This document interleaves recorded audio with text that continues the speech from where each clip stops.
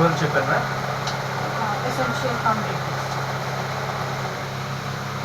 ఇప్పుడు copy rights గురించి చెప్పాను. ఏంటి essential commodities, the essential commodities act గురించి చెప్పాను. డౌరీ ప్రొహిబిషన్ గురించి చెప్పాను. ది ఎసెన్షియల్ కమోడిటీస్, కమోడిటీస్ అంటే ఏంటి? నా ఫేస్ మొత్తం ఓకే.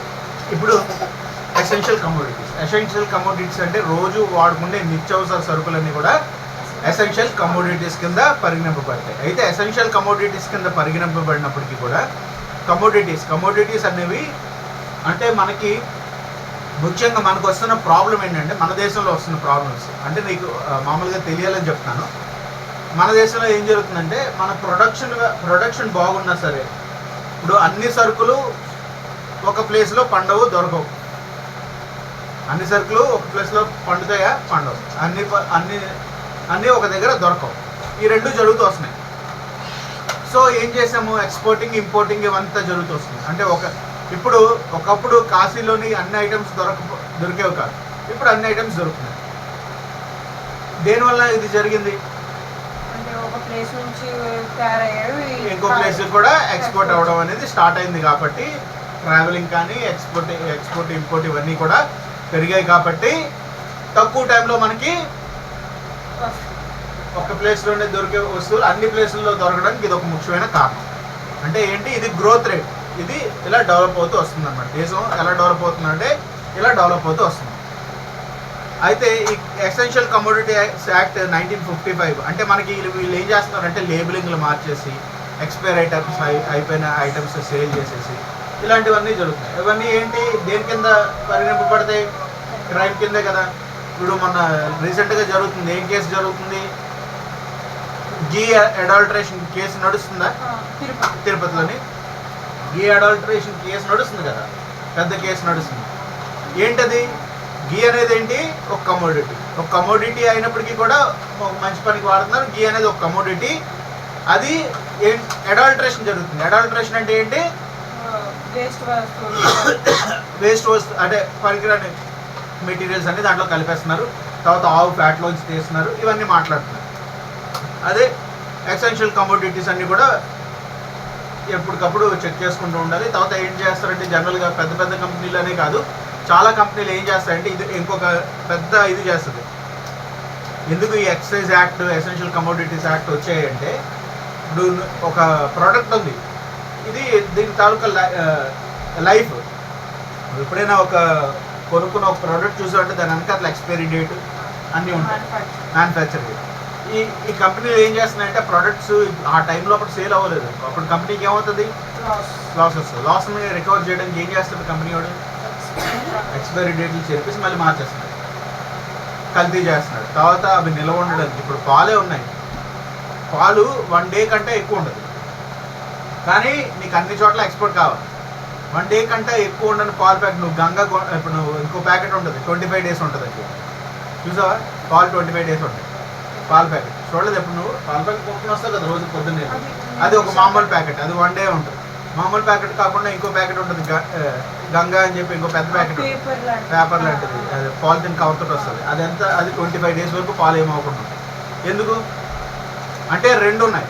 ఒకటి చూడు, చాలా హై హీట్లో పాలుని మరిగిస్తే, చాలా హై హీట్లో మరిగించి చల్లారిస్తే అవి 25 డేస్ వరకు ఉండడానికి ఛాన్సెస్ ఉంటాయి.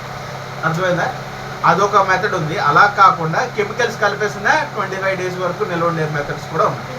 సో ప్రిజర్వేటివ్స్ వాడి పాలు అన్ని డేస్ ఉండేలా చేసేస్తున్నారు. తర్వాత ఏం చేస్తున్నారంటే ఎసెన్స్ కొనేసి, ఇప్పుడు నువ్వు సోడా తాగుతావు, ఒక చిన్నప్పుడు అంటే మనకి సోడాలో ఏంటంటే ఇప్పుడు ఆరెంజ్ సోడా ఇవన్నీ ఎసెన్సెస్. అర్థమవుతుందా? ఎసెన్స్ అంటే ఏంటి? Flavour, only flavour. సో ఇవి కొంతవరకు ఆరోగ్యానికి మంచిది, కొంతవరకు ఆరోగ్యానికి మంచిది కాదు. ఇప్పుడు అంటే మన గవర్నమెంట్ వ్యవస్థలు ఎలాగున్నాయి అంటే, అనకూడదు కానీ ఆడికి నచ్చితే చట్టం మాట్లాడుతుంది, ఆడికి నచ్చకపోతే చట్టం ఏమీ లేదని అంటుంది.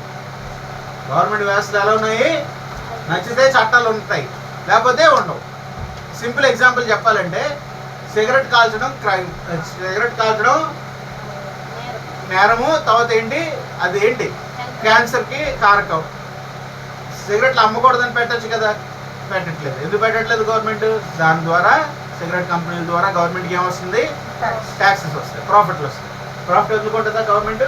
వదులుకోదు. దీన్ని బట్టి నీకేమవుతుంది, ప్రజలకి ఇక్కడ గవర్నమెంట్కి ప్రజల కంట వాడికి వచ్చే ట్యాక్స్లు, వాడికి వచ్చే ఇన్కమే ఎక్కువ ఇంపార్టెంట్. గవర్నమెంట్కి ఎక్కువ ఇంపార్టెంట్ ఏంటి, ప్రాఫిట్. ప్రజల కంట ఇంపార్టెంట్ ఏంటి, గవర్నమెంట్ ఇన్కమ్ ఇంపార్టెంట్ అయిపోయింది.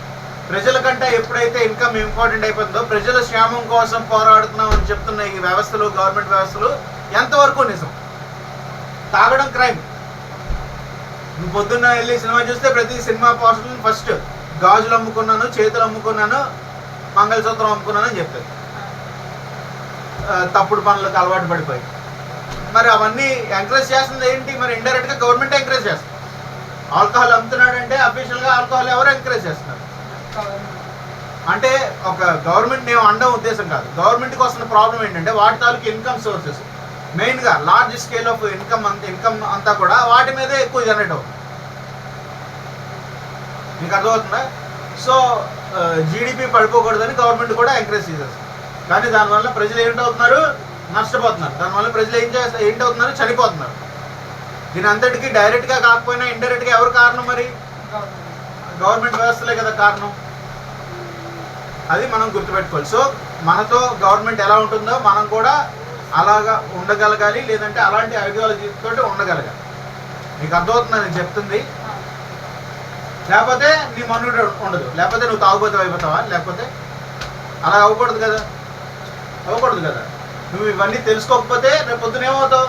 నీకేమీ తెలియదు కాబట్టి, నీకు దీని మీద నాలెడ్జ్ లేదు కాబట్టి నువ్వు అవడానికి అవకాశం ఉంటుంది. నీకు ప్రెషర్ వచ్చింది అంటే, ఫ్యామిలీ ప్రాబ్లమ్స్ వచ్చాయి, ఏదో ప్రెషర్ వచ్చింది, అప్పుడు ఏం చేస్తావు? నువ్వు తాగడమో, సిగరెట్ కాల్చడం, ఏదో ఒకటి చేసేస్తావు తెలియకుండా. అప్పుడు ఏం జరుగుతుంది? నీ లైఫ్ నువ్వు పాడు చేసుకున్నాడు అవుతావు, ప్లస్ నీ ఫ్యామిలీని కూడా పాడు చేసినాడు అవుతావు. ఎందుకంటే నీ మీద డిపెండ్ అయి ఉంది ఫ్యామిలీ. నీకు అర్థమవుతుందా? నీ లైఫ్ నువ్వు పాడు చేసుకున్నాడు ఎందుకు అవుతావు? అవి నిన్నే తినేస్తాయి. ఫస్ట్ ఏంటి, లంగ్స్ పోతాయి, తాగితే కిడ్నీలు పోతాయి, తర్వాత నువ్వు పోతావు. మెల్లిగా ఒక్కొక్క పార్ట్ని లోపటి నుంచి అది పాడు చేసేస్తుంది. ఏం చేస్తుంది? లోపటి నుంచి ఒక్కొక్క పార్ట్ని పాడు చేసేస్తుంది. అప్పుడు ఏం జరుగుతుంది? గోవిందా అయిపోతుంది. అది ఇక్కడ వచ్చే ప్రాబ్లమ్స్. నీకు అర్థమవుతుందా? నెక్స్ట్, అందుకనే ఈ ప్రాబ్లమ్స్ని ఇచ్చేయాలంటే ఎసెన్షియల్ కమోడిటీస్ యాక్ట్ 1955లో వచ్చింది. ఎందుకు వచ్చింది? ఇలాంటివి ఎరాడికేట్ చేయడానికి వచ్చాయి. కాకపోతే ఇక్కడ మనకు ప్రాబ్లం ఏమొస్తుంది? చట్టాలు పేపర్ మీద ఉంటున్నాయి, ఫాలో అయ్యేవాడు మాత్రమే ఉండట్లేదు. దానివల్ల ఏమొస్తుంది? ఈ సమస్యలన్నీ మనకు ఏర్పడుతున్నాయి. అర్థమవుతుందా? తర్వాత ది ఎక్సైజ్ యాక్ట్ 1944. ఎక్సైజ్ అంటే ఏంటంటే ఏ వస్తువులు ఇక్కడి నుంచి మనం ఎక్స్పోర్ట్ చేసుకోవచ్చు, ఏ వస్తువులు ఎక్స్పోర్ట్ చేయడానికి లేదు. మన దగ్గర బల్క్లోనే ఓవర్ ప్రొడక్షన్ అయినప్పుడు మాత్రం ఎక్స్పోర్ట్ చేస్తాం. ఇప్పుడు మనకు వచ్చే ఇక్కడ సమస్య ఏంటంటే అంత ప్రొడక్షన్ లేదు. ప్రొడక్షన్ లేకపోయినా సరే ఎక్స్పోర్ట్ చేసేస్తున్నాం. మన దేశంలో మనకే కావాలంటే మళ్ళీ మనమే కొనుక్కునే పరిస్థితిలో ఉండే పరిస్థితుల్లో అప్పుడు ఏమవుతుంది? నష్టం కదా మనకి. మన దేశంలో మన దేశ జనాభా ప్రకారం ప్రొడ్యూస్ అవుతున్న రైస్ సరిపోతుందా లేదా? ఒకసారి సరిపోయిన దానికంటే ఎక్కువ పండిస్తే పంట ఉంటే మనకి, అప్పుడు మాత్రమే మనం ఏం చేయాలి? సర్ప్లస్ గూడ్స్ కాబట్టి ఎక్స్పోర్ట్ చేయాలి. లేని పక్షంలో ఏం చేయాలి? ఎక్స్పోర్ట్ అనేది చేయకూడదు. కానీ ఈ వ్యవస్థలన్నీ ఎలా తయారయ్యాయంటే బిజినెస్ వ్యవస్థల కింద తయారయ్యాయి. ఈ గవర్నమెంట్లవి ఇవన్నీ కూడా ఎలా తయారయ్యాయంటే ఇవాళ ఒక బిజినెస్ వ్యవస్థల కింద మారిపోయాయి. చట్టాలు చేసే వ్యవస్థలు కానీ, చట్టాలని ఫాలో అయ్యే వ్యక్తులు కానీ ఆ చట్టాలని ఫాలో అవడం మానేసి వ్యాపార సంస్థల కింద మారిపోవడం వల్ల జరుగుతున్న నష్టాలు ఇవి. ఓవర్ ప్రొడక్షన్ ఉన్నప్పుడు మాత్రమే ఎక్స్పోర్ట్ చేయాల్సిన వస్తువులు, ఓవర్ ప్రొడక్షన్ లేకపోయినా వేరే దేశాలతో మనకు అనుబంధం ఉండడం కోసం, వేరే దేశాలతో ఏంటి ఫ్రెండ్షిప్ ఉండడం కోసం ఎక్స్పోర్ట్ చేస్తాం. అంటే నీ దగ్గర లేకపోయినా నువ్వు వేరే దేశానికి అప్పిస్తున్నావు. సింపుల్గా చెప్పాలంటే నీ దగ్గర లేకపోయినా నువ్వు అప్పిస్తున్నావు అంటే అర్థం ఏంటి? నువ్వు లాస్లోకి వెళ్తున్నావు అని అర్థం. లాస్లోకి నువ్వు వెళ్తున్నావు అంటే రేపు పొద్దున్న నీకు భవిష్యత్తు ఉంటుందా? అయిపోతున్నట్టుగా కదా. అది అర్థమైందా? మన దేశం వెనకబడిపోవడానికి ముఖ్యమైన కారణాలు ఇవే. మన దేశమే కాదు, మన దేశం వ్యవస్థ వెనకబడిపోతే ప్రాబ్లం లేదు, మన దేశంతో పాటు మన దేశంలో ఉన్న యువత కూడా వెనకబడిపోతుంది. యువత అంటే యంగ్స్టర్స్, మీరే. మీకు అర్థమవుతుందా? మీరు కూడా వెనకబడిపోతారు కదా, ఎందుకంటే మీరు ప్రొడక్షన్ చేస్తారు. నువ్వే అనుకోరా, నువ్వే రైస్ని పండిస్తున్నావు అనుకో, నీకు దానికి గిట్టుబాటు ధర రాకపోతే ఏమవుతుంది? నువ్వు నష్టపోతావు, నీ ఫ్యామిలీ నువ్వు హ్యాపీగా నడపలేవు, నీ పరిస్థితి ఏమవుతుంది? నువ్వు రోడ్డు మీద పడిపోయినట్టుగా కదా. అదేంటది? లాస్. అది దేని వల్ల ఏర్పడుతుంది? ఒక సరైన వ్యవస్థ లేకపోవడం వల్ల, ఒక సరైన రాజ్యాంగం లేకపోవడం వల్ల, ఒక సరైన వ్యవస్థ లేకపోవడం వల్ల ఏం జరుగుతుంది? మనకి లాస్ వస్తుంది, నష్టం వస్తుంది. ఆ నష్టం వలన ఒక దేశం తాలూకా ఆర్థిక పరిస్థితి మీదే ఎఫెక్ట్ పడట్లేదు, దాని తాలూకా ఆ దేశం తాలూకా భవిష్యత్ తరాల మీద, దాని తాలూకా బిడ్డల మీద, వాళ్ళ తాలూకా యంగ్స్టర్స్ మీద కూడా ఈ నష్టం, ఈ ఐడియాలజీ, ఏ ఐడియాలజీ అయితే ఎక్స్పోర్టింగ్ ట్రాఫికింగ్ ఐడియాలజీ ఉందో దాని మీద కూడా పడుతుంది. దానివల్ల ఏమవుతుంది? మనందరం కూడా నష్టపోతాం. అర్థమవుతుందా? అందుకనే ఇలాంటివన్నీ మనం తెలుసుకోవాలి. ఒక స్టూడెంట్స్గా మనం ఏం తెలుసుకోవాలి? ఇవన్నీ కూడా అందుకే తెలుసుకోవాలి. ఓకేనా? ఎక్సైజ్ యాక్ట్ బఫర్ స్టాక్ మన గవర్నమెంట్ కలెక్ట్ చేస్తుంది కదండి. అవి మనం ఎక్కువ ఉన్నప్పుడు లేకపోతే తక్కువ ఉన్నప్పుడు కూడా బఫర్ స్టాక్ అంటే like food corporation of India collect చేస్తుంది కదండి, అంటే డిస్ట్రిబ్యూట్ చేయడానికి, అంటే రేషన్ షాప్స్ అలా దానికి బఫర్ స్టాక్ తీసుకుంటుంది కదండి. అది ఎక్కువ ఉన్నప్పుడు తీసుకుంటుందా? నేను బఫర్ స్టాక్ ఒక్కసారి పూర్తిగా వీళ్ళు అసలైతే స్టాక్ తీసుకొని వీళ్ళు ఎక్సెస్గా ప్రొడక్షన్ అయిన రైస్ని స్టాక్ తీసుకొని గోడౌన్స్లో ఉంచుతారు. కాకపోతే ఇక్కడ ప్రాబ్లం ఎలా వస్తుందంటే విలేజెస్లో వాటిలోని ఎవడో ఒకరి దగ్గర గోడౌన్ ఉంది. అసలైతే గవర్నమెంట్ గోడౌన్స్ ఉండాలి, గవర్నమెంట్కి కోల్డ్ స్టోరేజెస్ ఇవి ఉండాలి, గోడౌన్స్ ఉండాలి, అవి గవర్నమెంట్ వై ఉండాలి. అప్పుడే ఈ ప్రాబ్లం రాకుండా ఉంటుంది. ఎందుకంటే స్టాక్ ఇప్పుడు రైతు ఏం చేస్తాడు? అసలు అంటే మన ముందు వ్యవస్థలు, మన ఓల్డెన్ డేస్లో ఏంటంటే రైతు వాడు పండించిన ధాన్యంలో ఒక సంవత్సరానికి సరిపడే, సంవత్సరం 2 సంవత్సరాలకు సరిపడే ధాన్యం మట్టి స్టోరేజెస్ ఇవి ఉంటాయి చూసా, తెలుసా మీకు? కంపోస్ట్ కాదు, చూపిస్తాను. బట్ ఏమంటాం?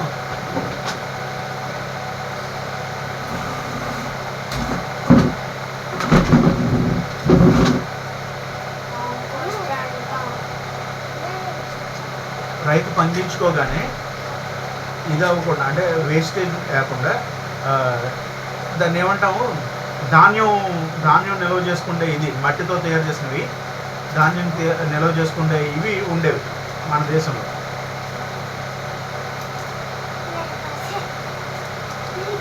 శాంతి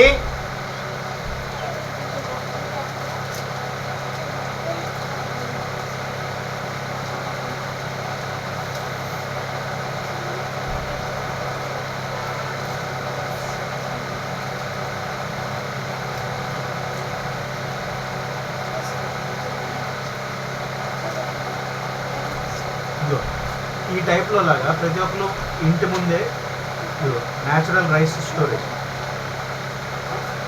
అర్థమైందా? మట్టి దీంతో తయారు చేసి, దీనికి ఏదో పేరు కూడా ఉంటుంది.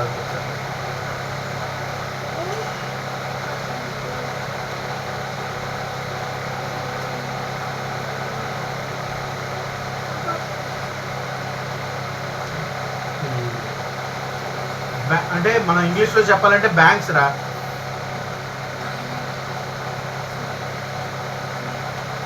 ఓకేనా? అంటే ఎందుకు మట్టి పేడ మూడుతో చేస్తారు. మట్టి పేడ గడ్డి ఓవర్ హీట్ వచ్చినా, లేకపోతే ఇప్పుడు మనం గడ్డితోటి ఎక్కువగా పాత రోజుల్లో ఇల్లు కట్టుకుండేవారు. ఎందుకు గడ్డితో కట్టుకుంటామని చెప్పు? చల్లగా ఉంటుంది. ఎందుకు కట్టుకుంటాం?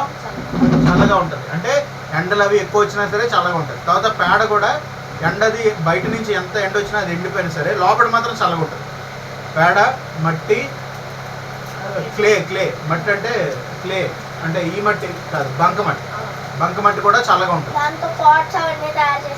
బంకమట్టి ఈ మూడు కలిపి ఇదిగో ఈ టైప్లో తయారు చేసి ధాన్యాన్ని స్టోర్ చేసేవారు మన పూర్వీకులందరూ కూడా.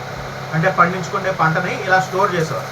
అప్పుడు ఏంటంటే ఇలా స్టోర్ చేయడం వలన ఆ లోపల అట్మాస్ఫియర్ ఎప్పుడు కూడా 1 సంవత్సరం వరకు కూడా రైస్ పోయేది కాదు. ఎందుకు పోయేది కాదంటే లోపల అట్మాస్ఫియర్ అలా ఉండేది, ఎప్పుడు చల్లగా ఉండేది. వెంటిలేషన్ ఎప్పుడు కూడా చల్లగా, అంటే దానికి సరిపడా దీనిలో ఉండేది. అదే బయట ఉంచితే ఏమో పోతాయి కదా. అలాగే ఇప్పుడు టెక్నాలజీ ప్రకారం స్టోరేజెస్, కోల్డ్ స్టోరేజెస్ వచ్చాయి. అలాగే ఇంకా రకరకాల స్టోరేజెస్, అంటే చల్లగా అయితే చల్లగా, మనం ఏంటి టెంపరేచర్ని కంట్రోల్ చేసుకునే టెక్నాలజీ మనకు వచ్చింది ఇప్పుడు. ఈ టెంపరేచర్లోనైతేనే ఈ రైస్ 1 సంవత్సరం వరకు ఉంటుందని చెప్పగలిస్తే ఆ టెంపరేచర్నే మనం ఉంచగలిసే స్టాండర్డ్స్ మనకు వచ్చాయి. కానీ ప్రభుత్వాలు కోల్డ్ స్టోరేజెస్ ఏర్పాటు చేయట్లేదు. ఒకప్పుడు మనం ధాన్యాన్ని నిల్వ చేసుకునేవాళ్ళం, ఈ టైప్లో నిల్వ చేసుకునేవాళ్ళం ఒకప్పుడు. స్టోరేజెస్ ఈ టైప్లో నిల్వ చేసుకునే రైతులకు కూడా ఈ మధ్య ఇంకా, ఎందుకంటే సరైన ధర రాకపోవడం వల్ల రైతులు కూడా అమ్మేసుకుంటున్నారు, నిల్వ చేసుకొని ఉంచుకోవట్లేదు. కోల్డ్ స్టోరేజెస్ కానీ స్టోరేజెస్ కానీ ఉంచుకోవట్లేదు. దానివల్ల ఏంటి జరుగుతుంది, దానికి రేటు పెరిగిపోయి డిమాండ్ పెరిగిపోతుంది. రైతు పండించుకున్న తర్వాత 1 సంవత్సరం వరకు దాన్ని ఏం చేసేవాడు, వాడు ఫ్యామిలీ నడుపుకోవడానికి వాడు నిల్వ ఉంచుకొని మిగతాది అమ్మేవాడు. అది ఒకప్పుడు జరిగేది. కానీ ఇప్పుడు ఏం జరుగుతుంది, వాడు ఉంచుకోకుండా అమ్మేసుకుంటున్నాడు డబ్బుల కోసం అని చెప్పి, ప్రాఫిట్ ఓరియంటెడ్ అయిపోయి. దానివల్ల ఏం జరుగుతుంది, ఇవి ఎప్పుడు పడితే అప్పుడు రేట్లు పెంచేయడాలు. తర్వాత ఏంటంటే ఈ డీలర్లు వీళ్ళందరూ ఏం చేస్తున్నారంటే, రైతు స్టోరేజ్ ఏర్పాటు చేసుకోవట్లేదు కాబట్టి, నిల్వ ఉంచే ఇవి ఏర్పాటు చేసుకోవట్లేదు కాబట్టి వాళ్ళు అదే విలేజెస్లోనే ఏర్పాటు చేసేసి నిల్వ ఉంచుకునేవి ఏర్పాటు చేసి, అంటే ఏంటి గోడౌన్స్, స్టోరేజెస్, కోల్డ్ స్టోరేజెస్ ఇవి ఏర్పాటు చేసి అద్దెలకు ఇస్తున్నారు. అద్దెలకు ఇవ్వడం కానీ, లేదా వాళ్ళు కొనుక్కొని వాళ్ళు స్టోరేజ్ చేసుకొని వాళ్ళు దొంగ వ్యాపారం చేస్తున్నారు. దాని డిమాండ్ వచ్చినప్పుడు అమ్మడాలు. దానివల్ల ఏంటంటే తెలియకుండా తెలియకుండా అమ్మడాలు కూడా చేస్తున్నారు. అది క్రైమే. కానీ ఎవడో పొలిటీషియన్ అండదండలు ఉండడం వలన మన ఓల్డ్ కేసులు వచ్చాయి ఈ మధ్యకాలం. మామిడిపల్లి కేసు, కొబ్బరికాయల కేసు, తర్వాత రైస్ కేసు, రైస్ ఇచ్చేసిన కేసు, అంటే రైస్ స్టోరేజ్ ఉంచిన కేసులు వచ్చాయా లేదా? వచ్చాయి కదా. ఇవన్నీ దేని వల్ల జరుగుతుంది అంటే, ఒక రైతు వాడింట్లో వాడు ధాన్యాన్ని నిల్వించుకోకపోవడం వలన జరుగుతున్న తప్పులు. ఇప్పుడు అంటే మన ఓల్డ్ ట్రెడిషన్స్ని ఫాలో అవ్వడం మానేశారు. పాత పద్ధతుల్ని మన వాళ్ళు ఏం చేశారు, ఫాలో అవ్వడం మానేశారు. మానేస్తే ఏం జరుగుతుంది, మానేస్తే పాత నష్టం ఏం వాళ్ళకే నష్టం ఉండదు. అంటే మన ఓల్డ్ పీపుల్కే నష్టం ఉండదు, మనకే నష్టం. ఎందుకంటే సో కొన్ని పద్ధతులను మనం అడాప్ట్ చేసుకొని మన టైంకి ఇప్పుడు స్టోరేజ్ వచ్చాయి కాబట్టి స్టోరేజ్ డివైజెస్ ద్వారానో లేకపోతే అయితే ఓల్డ్ టైప్లోనైనా చేయాలి, లేదా కొత్త టైప్లోనైనా చేయాలి. అప్పుడే ఈ ప్రాబ్లమ్స్ రావు. ఇది మా చిన్నప్పుడు రైస్ దీంట్లో ఉంచుకునేవారు, ఇలాంటి దీంట్లో. ఇప్పుడు ఉన్నాయా ఇవి? ఎవడైనా ఇంట్లో ఉంటున్నాయా? ఉండట్లేదు. ఎందుకు? టైం మారిపోతుంది. టైంతో పాటు మనుషుల తాలూకు ఆలోచనలు మారిపోతాయి. కానీ అన్నీ అడాప్ట్ చేసుకోవడానికి లేదు. మీకు అర్థమవుతుందా? ఎందుకంటే అన్నీ అడాప్ట్ చేసుకుంటే పాత పద్ధతులు కొన్ని మంచి పద్ధతులు. So old is gold, old is always gold అన్నమాట. కొన్ని పాత పద్ధతులు చాలా మంచి పద్ధతులు, అవి అడాప్ట్ చేసుకొని అవి ఫాలో అయితేనే దేశం తాలూకు మనుగడ ఉంటుంది. లేకపోతే దేశం నష్టపోతుంది. దేశం నష్టపోవడమే కాకుండా దేశం తాలూకు ప్రజలు, వాళ్ళ యూత్ మీద కూడా ఇదే ఎఫెక్ట్ పడుతుంది. రేపు పొద్దున్న యూత్ అంతా కూడా బద్దకిష్టోళ్ళు అయిపోయి, పనికి మాలినోళ్ళు అయిపోయి, ఆఖరికి వాళ్ళ ఫ్యామిలీస్ని వాళ్ళు రన్ చేసుకోలేని పరిస్థితుల్లోకి వెళ్ళిపోయి ఎవరి దగ్గర చేయి చాచి 10,000కి 5,000కి పనులు చేసుకుంటూ, వాడా నీకు సరిపడే జీతం ఇవ్వడు. ఎందుకు? వాడికేంటి కట్టసి నీ మీద సరిపడే జీతం ఇవ్వడు. నీ లైఫ్ ఏంటవుతుంది, స్ట్రగుల్లోకి వెళ్తుంది తప్ప ఎలాంటి యూజ్ ఉండదు. నీ పంట నువ్వు పండించుకొని, నీ పంటను నువ్వు స్టోర్ చేసుకొని తినడం వేరు. నీ పంటలో ఎవరికైనా కావాలంటే నువ్వు భాగాన్ని ఇవ్వడం వేరు తప్ప, అదే నువ్వు ఇంకోటి దగ్గరికి చేయి చాచి వెళ్ళి పంట తెచ్చుకొని ఆ పంటని నువ్వు తిని ఆ పంటని ఇంకోటికి ఎవరికైనా ఇవ్వాలన్నా నీకు బాధ అనిపిస్తుంది. నీకు అర్థమైందా?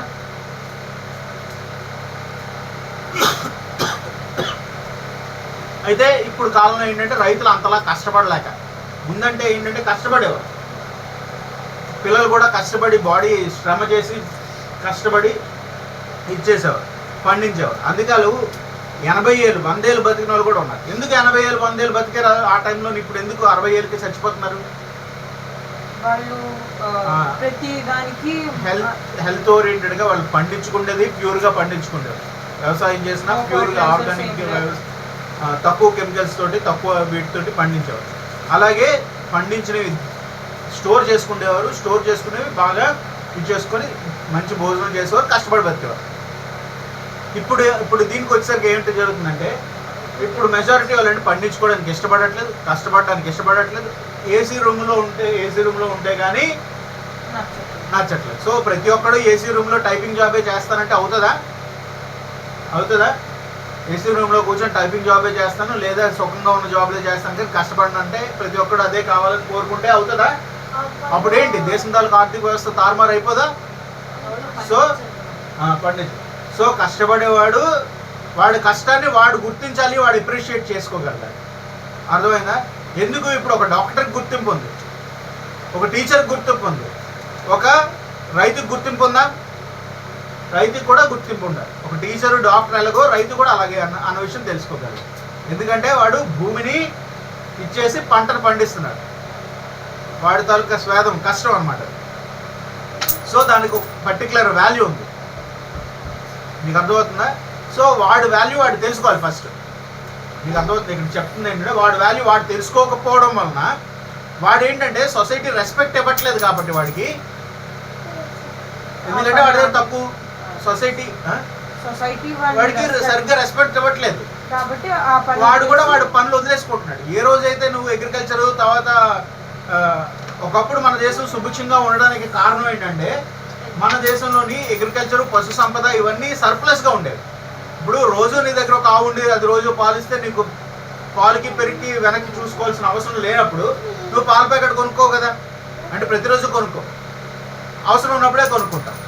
సో ఆ వ్యవస్థలకి ఇప్పుడు అవి ఒక వ్యవస్థల కింద మారిపోయి పెద్ద పెద్ద ఆర్గనైజేషన్స్ కింద మారిపోయి, ఏంటి ఈ పాల ప్యాకెట్లు పెరుగు ప్యాకెట్లు అమ్ముకుండేవి పెద్ద పెద్ద ఆర్గనైజేషన్స్ కింద మారిపోయి వీటన్నిటిని డామినేట్ చేసేస్తున్నాయి. ఒకప్పుడు ఇదే మన దేశంలోని అంటే వాడింట్లో వాడు బియ్యం బస్తాలు అన్నీ ఉంచుకొని ఆవులు, పాలిచ్చే గేదెలు, ఆవులు, తర్వాత ఏంటిది మేకలు, తర్వాత కోళ్ళు అన్నీ పెంచుకొని దేనికి లోటు లేకుండా బతికేవారు. ఇప్పుడు ప్రతిదానికి లోటే. ఇప్పుడు ఒక గుడ్డు కొనుక్కోవాలంటే 7 రూపాయలు పెట్టి నువ్వు కొనాలి, ఒక పాల ప్యాకెట్ కొనుక్కోవాలంటే 30 రూపాయలు పెట్టి కొనుక్కోవాలి, లోటే కదా. అదే నువ్వు పశు సంపదని వాటిని పెంచావనుకో, అంటే అప్పుడు టైం కూడా అలా ఉండేది. ఇప్పుడు అంటే అలౌడ్ కాదు. ఇప్పుడు ఏంటంటే ఒక ఆవు రోడ్డు మీద వెళ్తే పోలీసు వాడు తిరగకూడదు, జీవీఎంసీ వాడు పోలీసు వాడు వచ్చేస్తాడు. అప్పుడు ఏంటి, ప్యాడీ ఫీల్డ్స్ గడ్డి విచ్చలవిడిగా, అంటే క్రాప్స్తో పాటు పెరిగేవి, క్రాప్స్కి ఏమి ఇబ్బంది అవ్వకుండా ఇవి తినేసేవి, క్రాప్స్ సేఫ్గా ఉండేవి, ఇవి తినేది, వీటికి కడుపు నిండేది, పాలు వచ్చేవి, ఆవులు కూడా హ్యాపీగా తిరిగేవి. కంపోస్ట్గా చేసి వేస్ట్ని కూడా వాడేవారు. ఇప్పుడు వాడుకోవచ్చు. ఇప్పుడు బయోడిగ్రేడబుల్ ఇవి ఉన్నాయి చూసావా. ఇప్పుడు మనకి గ్యాస్ ఇష్యూ వచ్చింది, ఆవు తాలూకా ప్యాడ్లో నుంచి వచ్చే మిథిలిన్నే ఫైర్ కింద మారుతుంది, తెలుసా నీకు అది? బయోగ్యాస్ కింద, బయోగ్యాస్ ఇవి ఉన్నాయి కదా, బయోగ్యాస్ ఏంటంటే వాటిని బయోగ్యాస్ ప్రొడ్యూస్ చేసే ఇవి ఉన్నాయి, ప్రొడ్యూస్ చేసే ప్లాస్టిక్లోనే చేస్తారు. అర్థమైందా? అవన్నీ ఫాలో అవ్వట్లేదు. ఫాలో అయితే వాటి వల్ల లాభాలు ఉంటాయి, కానీ ప్రజలు ఏంటంటే బద్ధకానికి అలవాటు పడిపోయి పని చేయడానికి ఇష్టపడక సుఖంగా అన్నీ జరిగిపోవాలనే ఉద్దేశం మీద ఇలాంటి ఇబ్బందులు వస్తాయి. నీకు అర్థమైందా? ఎప్పుడైతే మనిషి ఎక్కువగా సుఖానికి అలవాటు పడిపోతాడో, అంటే కష్టపడే ఐడియాలజీ దూరం అయిపోతుందో, మనిషి ఎప్పటికీ కూడా నష్టపోతూ ఉంటాడు. అది మనం ఇక్కడ తెలుసుకోవాలి. అలాగే ఎక్సైజ్ యాక్ట్ గురించి చెప్పేశాను, ఎసెన్షియల్ కమోడిటీస్ గురించి చెప్పాను. The explosive and explosive substances act 1908 the explosives and explosive substances act. Explosives, grenade, bombs ఇవన్నీ కూడా ఎక్స్ప్లోజివ్. అవి ఎక్స్పోర్ట్ కానీ ఇంపోర్ట్ కానీ చేయకూడదు. ఆల్రెడీ మనం ఆర్మ్స్ యాక్ట్లో చెప్పుకున్నాం కదా, అదే విషయాన్ని మళ్ళీ చెప్తున్నాడు. ఎక్స్ప్లోజివ్స్ అనేవి యూజ్ చేయకూడదు, పోకూడదు, ఎక్స్పోర్ట్ చేయకూడదు. ఫారెస్ట్ యాక్ట్ మనకి మామూలుగా శ్రీశైలం అడవులు ఇంకా చాలా అడవులు ఉన్నాయి కదా, అసలు నిజంగా చెప్పాలంటే ఆ అడవుల్లో ఉన్న ల్యాండ్స్ అమ్మడానికి లేదు. ఫారెస్ట్ డిపార్ట్మెంట్ జోన్లో ఉన్న ల్యాండ్స్ని అమ్మడానికి కానీ కొనడానికి కానీ ఎవరికి హక్కులు ఉండవు. తర్వాత ఇంకొకటి ఏంటంటే కొండలు ప్రదేశాల్లో ఉన్న కొండలు కూడా కొట్టడానికి, అన్ని కొండలు కొట్టడానికి అమ్మడానికి కూడా అధికారం అనేది లేదు. కానీ మన వాళ్ళు ఏంటంటే ఇల్లీగల్గా క్వారీలు ఫామ్ చేసి కొండల్ని కొట్టేసి కొండల్ని అమ్మేసి డబ్బుల కోసం గవర్నమెంట్ కూడా కొండల్ని కూడా అమ్మేస్తుంది. ఇప్పుడు మనం అటువైపు వెళ్తే బోల్డ్ అని కొండలు సగం కొట్టేసుకుంటాయి. ఎవరు అమ్మేస్తున్నారు? గవర్నమెంటే అమ్మేస్తుంది, క్వారీలకి ఇచ్చేస్తుంది, అన్ఆథరైజ్డ్గా ఇచ్చేస్తుంది. ఇప్పుడు బోల్డ్ అని కేసులు నడుస్తున్నాయి. పెద్ద పెద్ద కంపెనీలు టెండర్లు పాడుకొని కొండలను కొనుక్కొని కొండలను కొట్టి ఇచ్చేసేస్తారు.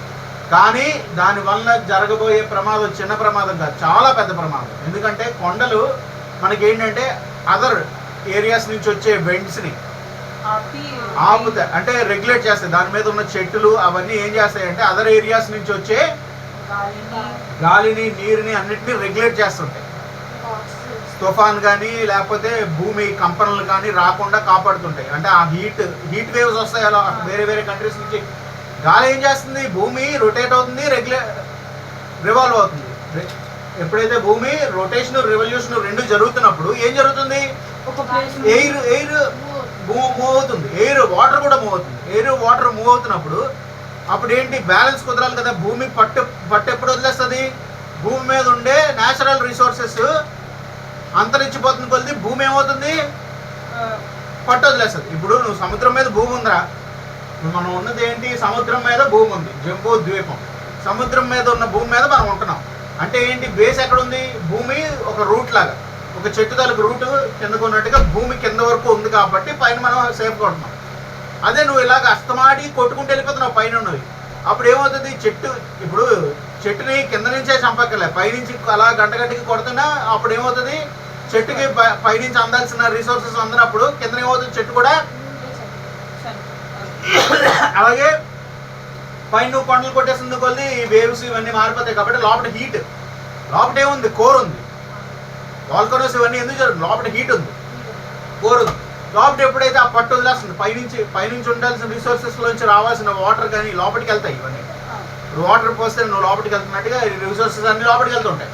ఎప్పుడైతే ఇవి సరిగ్గా అందకపోతాయో వాటికి పట్టు వదిలేస్తుంది. పట్టు వదిలేస్తే కానీ ఏమవుతుంది? భూమి విచ్ఛిన్నం అయిపోతుంది. భూమి విచ్ఛిన్నం అవగానే ఆపదలు ఏర్పడతాయి. మీకు అర్థమవుతుందా? భూకంపాలు, సునామీలు ఇవన్నీ దేనివల్ల? మనిషి చేసే తప్పులు. మీకు అర్థమవుతుందా? అవసరానికి మించి రిసోర్సెస్ని వాడడానికి ప్రయత్నిస్తున్నాడు వాడు. కొండల్ని కొట్టడానికి కానీ ఫారెస్ట్ ఏరియాని ఆక్యుపై చేయడానికి కానీ. రెగ్యులేషన్స్ రూల్స్ అయితే వాటిని ఏం చేయకూడదు, పశు సంపదని కాపాడాలి. తర్వాత ఏంటని మాట్లాడుతున్నారు వీళ్ళు? రేర్ స్పీసెస్ని కాపాడాలి, జంతువుల్ని కాపాడాలి. ఇవన్నీ చట్టాలు మాత్రం పేపర్లోని పుస్తకాల్లోనే ఉంటున్నాయి. కానీ బయటకు వచ్చేసరికి వీడే రేర్ స్పీసీని హంటింగ్కి పర్మిషన్ ఇచ్చేస్తున్నాడు. వీడే రేర్ స్పీసెస్కి హంటింగ్కి పర్మిషన్ ఇచ్చేస్తున్నాడు. వీడే అన్నిటికీ వదిలేస్తున్నాడు గవర్నమెంటే. కొండల్ని కొట్టడానికి పర్మిషన్ కూడా ఎవరిస్తుంది? గవర్నమెంటే. ఇలాంటి అంటే ఒక చేతకాని వ్యవస్థ చేతకాని వ్యక్తులను తయారు చేస్తుంది. ఒక చేతకాని వ్యవస్థ ఏం చేస్తుంది? ఒక చేతకాని వ్యక్తులను తయారు చేస్తుంది. ఆ వ్యక్తులే వ్యవస్థల కింద మారి రేపు పొద్దున్న ఈ దేశాన్ని దోచుకుంటారు. సొసైటీలో జరుగుతున్న పెద్ద ప్రాబ్లం ఇది. అర్థమైందా? ఓన్లీ పేపర్స్ మీద యాక్ట్స్ ఉంటాయి, పేపర్స్ మీద ఇవి ఉంటాయి. ఎవడు ధర్మాన్ని పాటించడు. అందరూ వాడి సుఖాన్ని చూసుకుంటున్నప్పుడు ఏం జరుగుతుంది? ఆటోమేటిక్గా మన ఉనికి కోల్పోతాం. ఇది జరుగుతూ వస్తుంది. అర్థమైందా? అలాగే ఇది గ్యాంబ్లింగ్ యాక్ట్ 1867 దగ్గరకు వచ్చేసరికి గ్యాంబ్లింగ్ యాక్ట్ అంటే ఏంటి? ప్రొహిబిషన్. నీకు ఆల్రెడీ చెప్పాను. కానీ కొన్ని దేశాల్లో గ్యాంబ్లింగ్ కూడా చట్టపరంగా న్యాయం. కానీ మన దేశంలో మాత్రం చట్టపరంగా గ్యాంబ్లింగ్ అనేది ఎందుకు అన్యాయం చెప్పండి? గ్యాంబ్లింగ్ అంటే ప్యాకాట, లాటరీ ఇవన్నీ గ్యాంబ్లింగ్ కింద వస్తాయి. ఈజీ మనీ ఏవైనా సరే గ్యాంబ్లింగ్ కింద వస్తాయి. డ్రింకింగ్ అంటే దాని వల్ల డబ్బులు కోల్పోతాము. తక్కువ టైంలో డబ్బులు వస్తాయి కానీ ఆశపడతారు రా జనాలు. ఏం చేస్తారంటే తక్కువ టైంలో డబ్బులు వస్తాయి ఆశ. ఇప్పుడు ప్యాక్ ఆడావు, షో కొట్టావు అనుకో, మొత్తం డబ్బులు నీవే కదా, ఆశ. సరదాగా ఆడుకోవడం వేరు, క్లబ్బులు, ఈ బార్లు, రెస్టారెంట్లు ఏంటంటే కండక్ట్ చేస్తాయి. డబ్బులు చాలా బ్లాక్ మనీ, వైట్ మనీ అంతా తారుమారు, అంత తర్జుమా జరుగుతుంది. అది జరుగుతూ వస్తుంది. ఈ గ్యాంబ్లింగ్ యాక్ట్ కూడా అందుకే వచ్చింది, ఇది ఇచ్చేయడానికి. అర్థమైందా?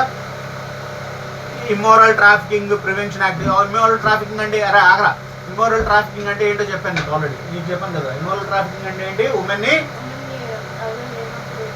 కిడ్నాప్ చేసి వేరే దేశాలకు అమ్మడం తప్పే, రేపులు అవి చేయడాలు కూడా తప్పే.